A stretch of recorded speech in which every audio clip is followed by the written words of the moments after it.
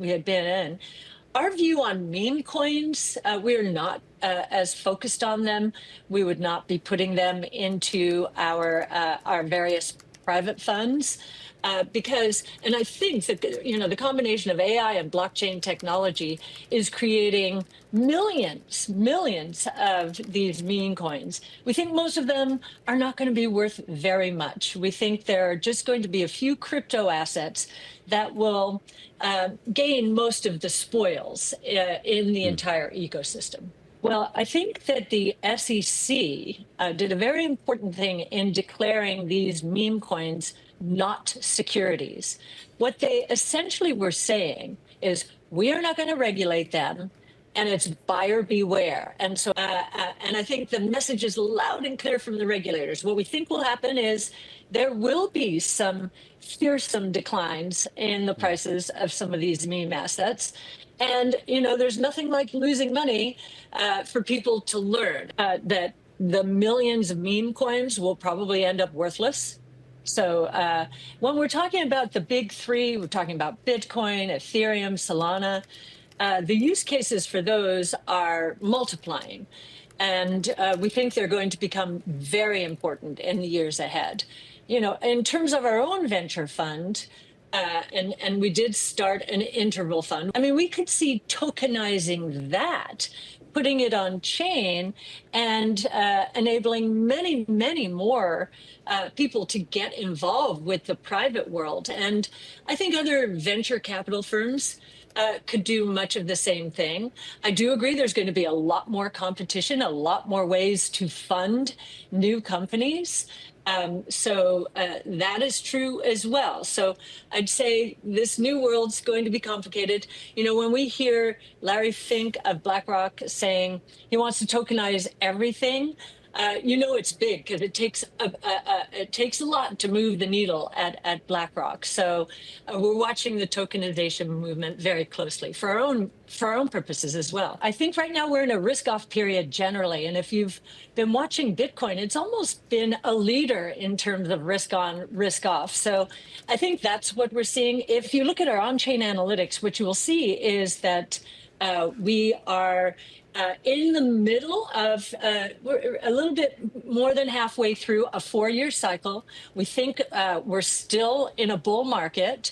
And we believe that the deregulation that we're seeing here in the United States is going to be very important to institutions moving into this new asset class. Asset allocators have to have a point of view on this new asset class.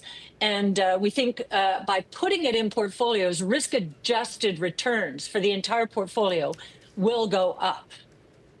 Our trades every day, and you'll see that we've been buying Tesla and names that mimic Bitcoin and other crypto assets like Coinbase, like Robinhood, taking advantage of this risk-off period. Well, I think the Trump family is very supportive of crypto, which is great. It's completely different from the environment. Well, I think what is happening with the stablecoin movement, which again, we're going to see deregulation and legislation this year, we think, which will open the doors to stablecoins. So USDC, that's Circles, USDT, that's Tethers. That's the on-ramp into DeFi, decentralized financial services. So you're already seeing lending and saving and yield harvesting taking place on these ecosystems, which are supported by Ethereum and Solana. And of course, you're seeing wrapped Bitcoin on Ethereum as well. So Bitcoin's trying to get into the game.